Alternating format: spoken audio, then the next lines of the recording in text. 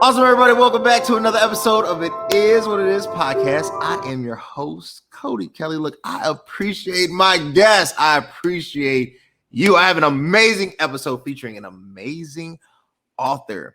Put out this book, reached out to her. She acquiesced. She's like, I would love to come on the show. So, I wanted to get you out there because she's just an amazing person. She has a book called Just B.E.E, B-E-E-I-T.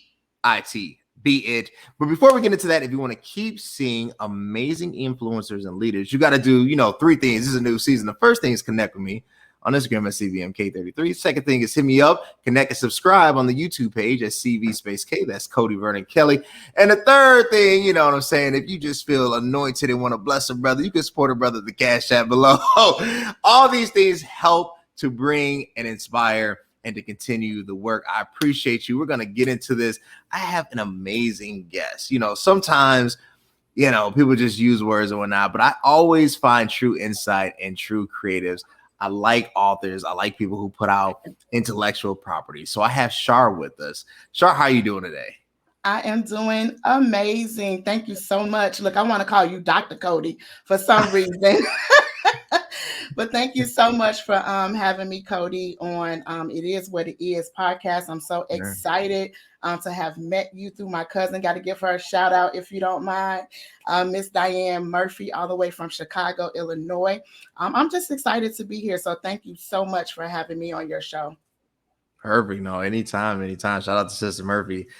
So you've written this book, right? Just Be It, Boldly Exist Every Day. I always start off, anytime somebody undergoes the process of writing, there's a lot that goes into it. I wrote my first book, I think I was 21, 22, and I've stalled on the second one. It's literally in my flash drive. And I can put it out now, but it's like, it's so much you have to pour, so much of you that goes into it, right? So I always start this off and said, what was the inspiration behind this book? Man, that's a great question. So the inspiration behind this book was really almost kind of my testimony, if you will. And it was a charge. And I would even say go as far as a mandate from God. So anybody that knows me, I'm a church girl, kingdom citizen. And Just Be It is really about a person living and being who God has called them to be. I was one who was rejected, and not by family. I come from a loving family, a loving background, a lot of friends, people who loved me. But because I did not understand who I was and what my fit was, I feel God already. What my fit was in the world, in society, in school, growing up in grammar school, in high school, I always felt different. And so when you don't deal with that when you're young and you grow up, this thing called rejection will overtake you if you don't deal with it. And so I'm just like, Lord, who am I in you? I don't fit here.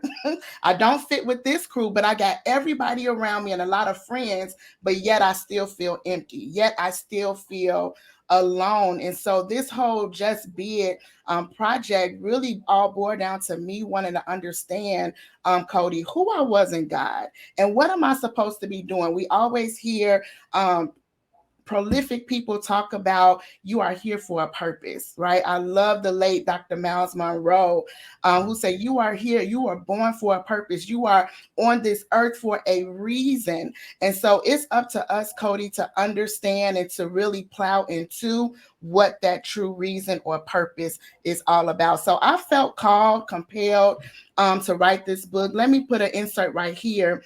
I did a Facebook post, and this is what kicked the book off because I had no idea that I would write this particular book. I had a different book in mind that I would write.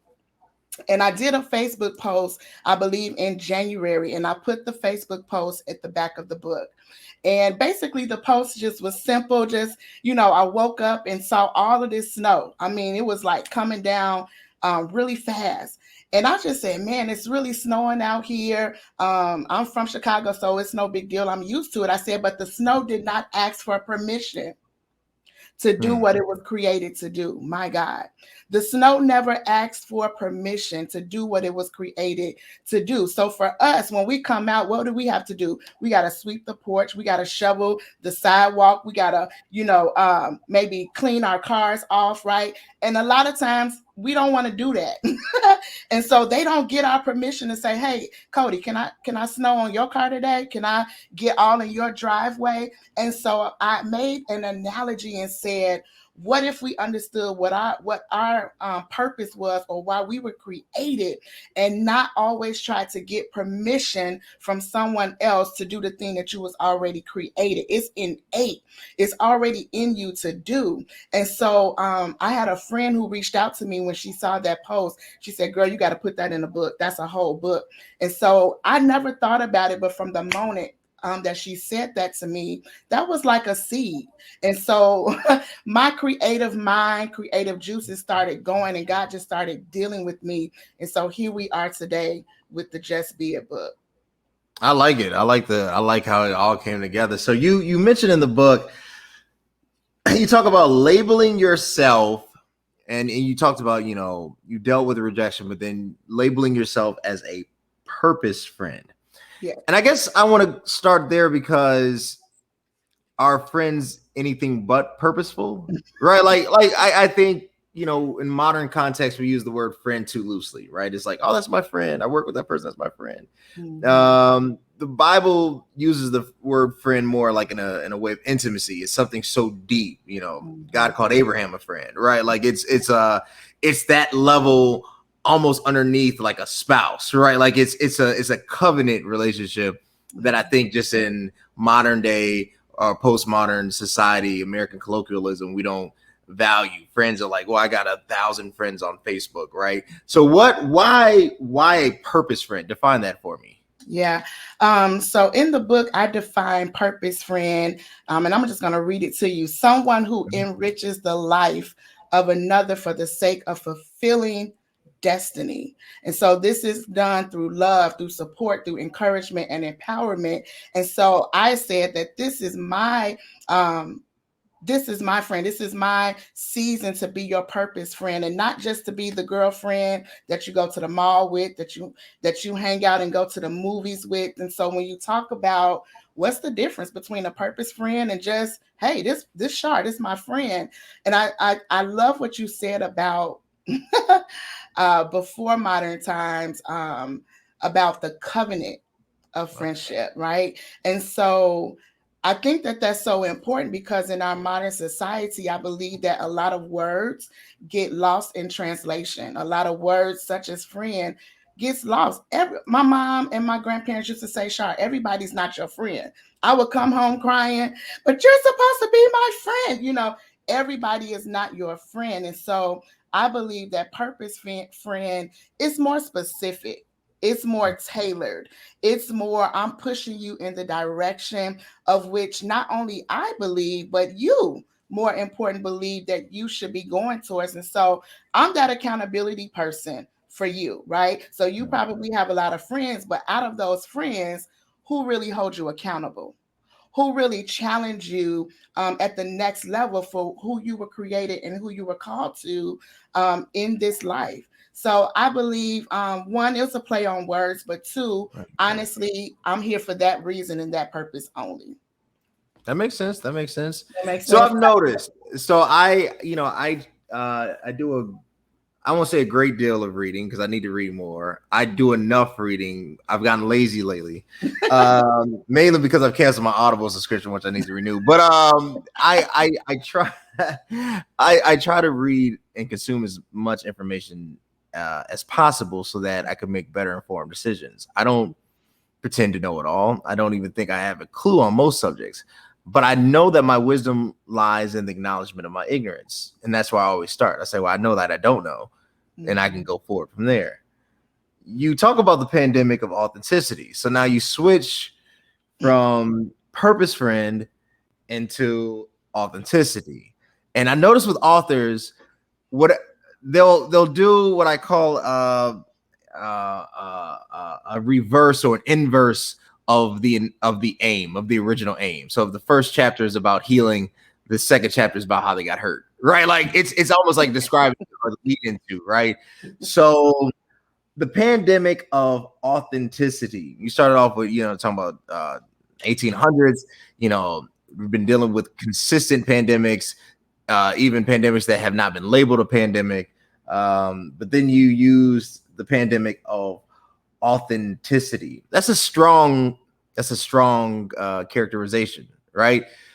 Why do you feel like the world is fake? Do you feel like there's just a bunch of fake people? I mean, like, why go here? That's a great question. Is the world fake? So no, I'm not going to say that the world is fake. So what I wanted to do there, because we're in this pandemic called COVID-19, right? It's kind of a play off of words. I wanted to be, one thing about me is whether I'm writing, whether I'm speaking, I want to make sure that I remain relevant, right? And that people can, I can meet people where they are. And so because we're already familiar with this term pandemic, it just came to me like there's a pandemic or there's this issue that we don't know who we are, and we're not trying to intentionally understand our makeup, where we come from, who am I today. When I really find out my identity, that's really your true self. And on Facebook, and we're taking pictures, and we got lashes and nails and our outfits, suits, jackets for the men, whatever it is, but you hurt. You're that's really not who you are. And so you look great, right? But you're trying to fit in. And so I talk about puzzle pieces, how we're like puzzle pieces, and how when you think about whether 100 puzzle piece or 500 puzzle piece, or even 10, right? Each puzzle piece has a different shape.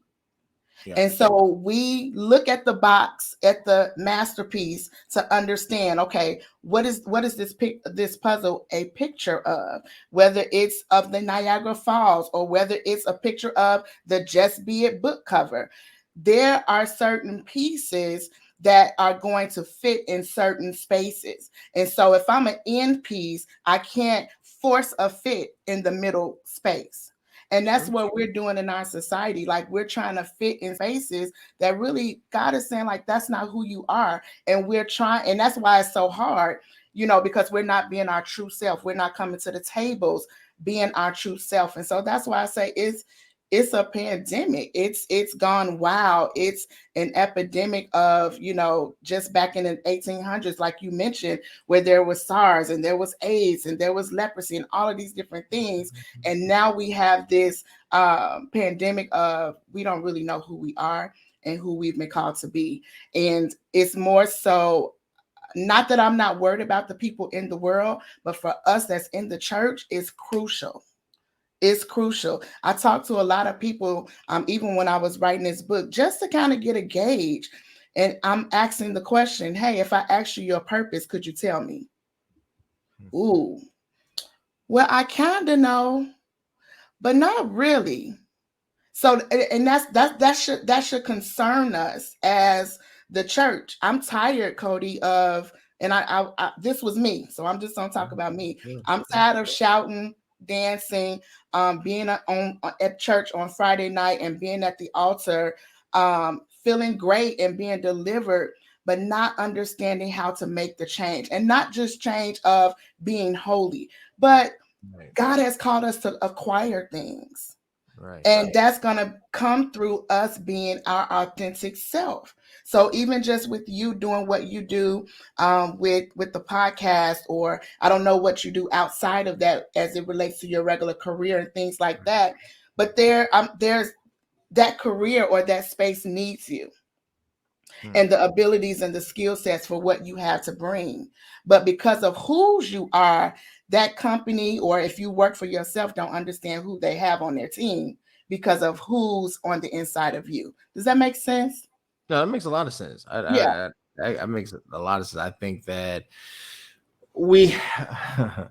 I think we have, in church and in the secular, we have made the appearance of something more valuable than the reality of something. Mm, And goals have replaced truth, mm, right? So you get the, $1 million home, it's replaced, or a house, I should say, mhm, but it's replaced having a good home. You get mm, the, the C-level job, but it's replaced being a leader. And the mm, two, and you would think that the two are the same, but they're really not. mm. I Yeah. think we've entered into a phase where success is the drug that everybody is addicted to, or My at God. least the appearance of the chase thereof. And I'm not against, I'm not, for, Absolutely. I'm for being ambitious. I'm all for drive and Absolutely. motivation. I'm totally for it. Anybody that really knows me knows I'm totally for it. Yeah. But I do think there's a danger, and where we're headed, that it becomes the only thing, Yeah. right? And Yeah. that there's no balance. So I I was totally, I was just totally about to say that I come from a house of balance. right. I'm from Chicago, but I live 2 hours south in Bloomington, town called Bloomington, Illinois. And the church that is my church home here, been there for like 20 years now, but I didn't learn balance until I got here.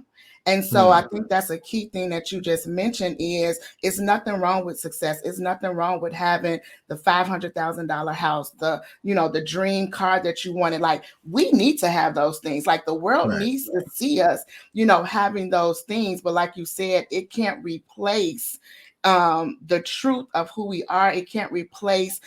We can't forget God. Let me just say it like that. We can't forget God in the process and point people back to God because He blessed us with the prosperity to say, God did this. When I got this, when I wrote this book, and how this book has opened up doors for so many other things. And people are like, how are you doing it? Oh my God, I'm so proud of you. I'm like, thank you, but it's God. And I told Right. God, I never want to, and I'm not saying this, I know that but I'm not saying this because I'm on a podcast, but I'm like in my private time, I'm saying, God, don't let me exclude you from the process. Don't let me exclude you as you continue to open up doors that I know that no man can shut because you did this. So we gotta want to be our true selves and do the work that's necessary. When we just be, we automatically do. And so we are human beings, Cody, and not human doings.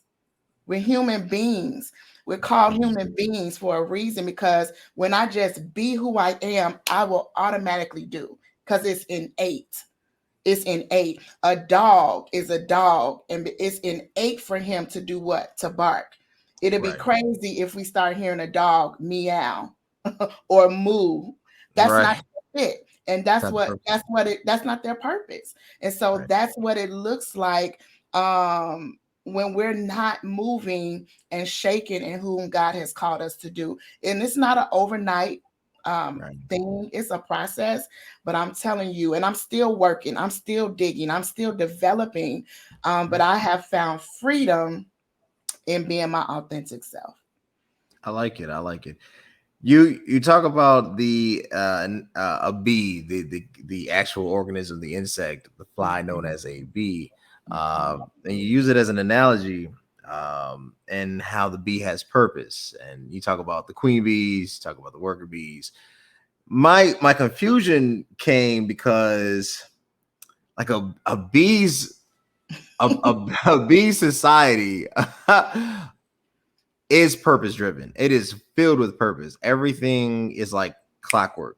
And then you have threats to the society, known as killer bees that can disrupt the flow of a natural hive. It's almost like they mimic humanity in some sense. But there's a real social hierarchy with bees, right? There's a real kind of flow chart. It is. Depending on where you are in that flow chart, depends on how you, I guess, be, if that makes sense. So why bee? Why the insect bee? And then how does it lead into this? Oh my God. My baby just 50 times listening to you. Because you're absolutely right about the hierarchy. When I first started writing the book, it was called Just Be It with just B.E. And it was just going to Okay. be boldly exist. And so as time went on, and I love how God just, sends confirmation and just, you want the book to be out right now and it's not. But I always tell authors, there's a reason as to why it didn't come out in 6 months or it didn't come out in 3 months like you wanted it to. And it's okay because sometimes God wants to add some things to it. And so I believe that that's what he did for me. I was watching YouTube one day and I totally forgot that Ty Tribbett became a pastor. And I was like, oh, I just want to listen to him preach. I love his singing. And he had a series called The Bees Are Coming. And so I was watching this series and watching it, loved it. And then one day I was on my way to work and God said, I want you to add another E. And so from there, I was like, boldly exist every day. I'm like, oh my gosh. So I started studying bees. And like you said, I didn't know that bees really have a purpose to our society, to our ecosystem. And they definitely have a hierarchy.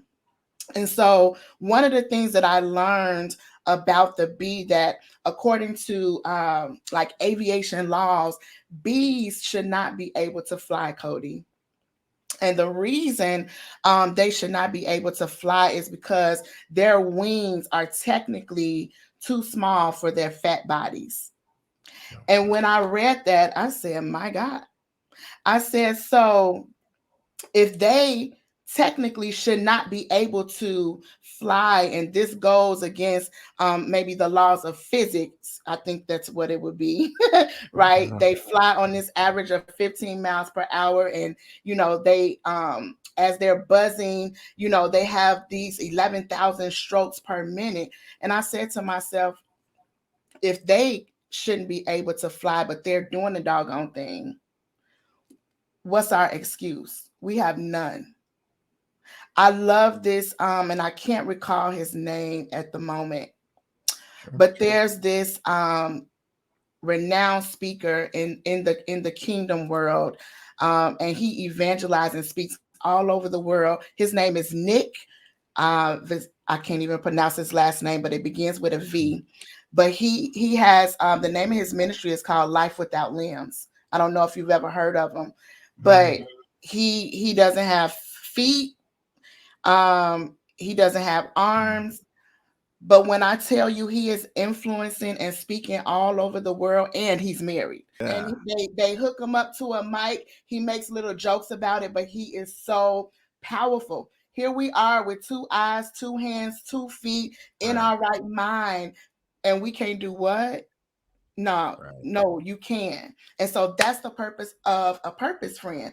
We're going to push you. We're going to enrich your life. We're going to inspire you. But you are going to be challenged because we need you to operate in your fit. And so, just like with the hierarchy of bees, the queen bee, the bumblebee, the worker bees, I said, oh, this is really a thing, right? And so, they each have a function. That's true. And I learned that if they got an issue with the queen bee, they will fight the queen bee out to the point where a beekeeper has to pretty much isolate them from the colony so that they don't be harmed. I said, this is deep.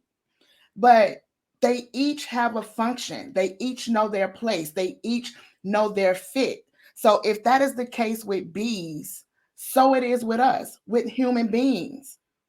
God needs us to be the movie producer, the author, the speaker, the entrepreneur, the consultant, the coach, the bishop, whoever God has called you to be. He needs you to be that and to stand in your authority and in your own authenticity and connect it back to who you are in God. Don't leave God out of. I think that would be my main thing that I want to share with the audience tonight. Don't leave God out of the process. Don't leave the true architect who already created this blueprint for you um, um, according to the word of God. True. He already created the blueprint. And so when you talk about success, success really in the eyes of God is obedience. It's obedience and faithfulness. And so if we can just be obedient, that don't mean we're perfect. David Mhm. wasn't perfect, but he was Mhm. a man after God's own heart. How can that be when you committed adultery and you killed? Mhm. You know what I'm saying? And so God is not looking for us to be perfect, but he is looking for us to be perfected in him. And we can only do it in him. And so just like a bee should not be able to fly. So many people have gone through situations, abuse, whatever your story is. Your environment may not have been the best environment, but God is saying to you, regardless of your situation, regardless of your past, present, it doesn't matter. When God has a word over your life, He's expecting you to step into it and just receive it, and just receive it, because that's what I've called you to be, and that's what I've sent you into the earth to do, whatever that is. But don't leave God out of the process. Don't leave him out of the process. That's true. That's true. You put together an interesting framework. You call it the iPad Yes. framework for this uh, purpose creation or purpose identification, validation, and then initiation. I think is probably the best way to describe the flow of it, right? Talk to us. I know coming to time, but talk to us. Fill me in. You know, walk somebody through the iPad framework and how they can apply it. Yeah. So I'm visual. And again, I mentioned puzzle pieces earlier. And that's really, if we just think of those four things as puzzle pieces. So the iPad framework, iPad stands for identity, purpose, assignment, and destiny. And as I was writing this book and on my own journey, God began to break down these four words to me. I'm a woman of words. We need to really get back to the original definition of things. And so a lot of times, Cody, we use identity and purpose interchangeably. And I talk about that in the book. And although they are very closely related, they're two different things. So identity speaks to who are you, right? Identity speaks to who you are, while purpose is the why of you, the reason as to why you exist. Um, Assignment. I love assignments because we also get assignment and purpose mixed up as well. But I like to say that assignment is the what. It's the what do you do, right? Right. And so, and then lastly, destiny. It's destiny is happening now. It's where you're going. Destiny deals with where you're going, and it also deals with the journey of fulfilling moments in time. And so, right now, we're fulfilling a moment in time. We talked about this a week or two ago, but now this is destiny happening right now.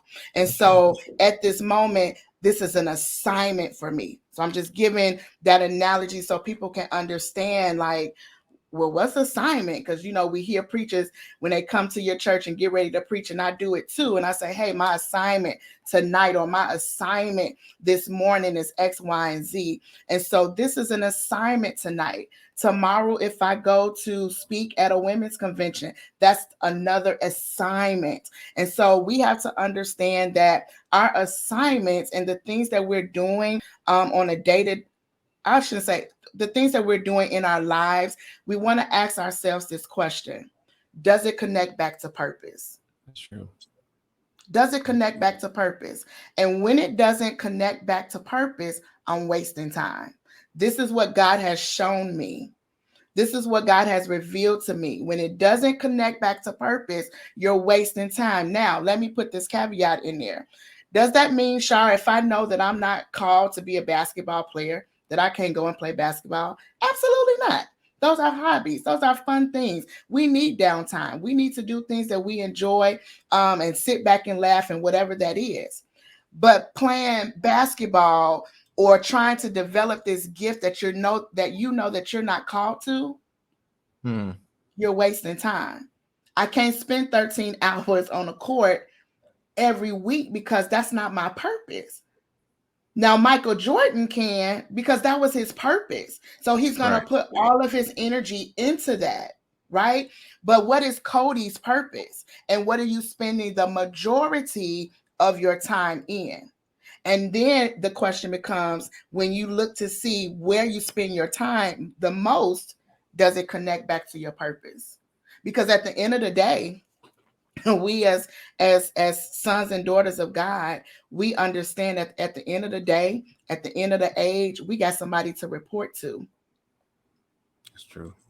It's true. I God, like we it. got, you know what I'm saying? We got God Mhm. to report to. And I can't say, well, Cody and them was talking about me and they didn't think that I was, a good speaker. So I You just just didn't. didn't, I just said I'm just gonna write and I'll just let people read the books and I won't speak.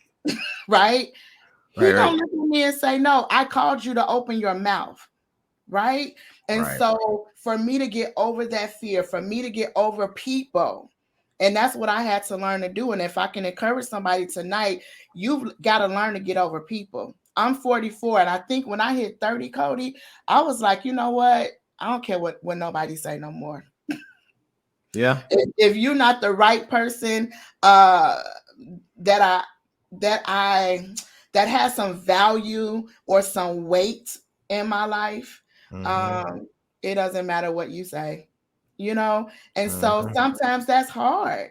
That's hard as a teenager. That's hard in college. So I get it, but I understand that it's when I understand my identity in God, how much God loves me, who I am in Him. I'm His daughter, and when I understand the revelation that God sent us to the earth for a reason. And when I don't fulfill the purpose and the assignments, these assignments are doors that God opens for us. It's true.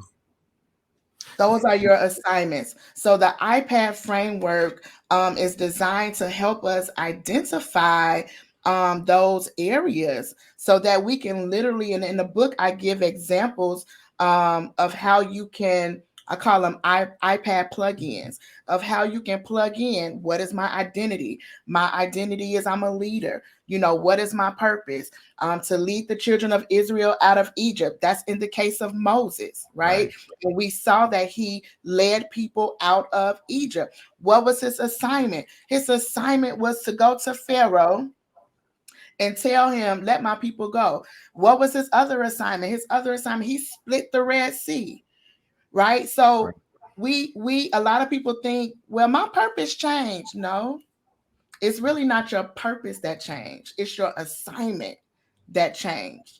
And I Right. think I feel like that's a part of my call and mandate, that of what I want to do. I want to be able to go out into the world and help people understand the necessity that you've got to get your purpose. Like you've got to understand what that is because we need what's on the inside of you. And so I want to help people understand this difference of identity and purpose and assignments so that we can see them walk in their destiny wholeheartedly.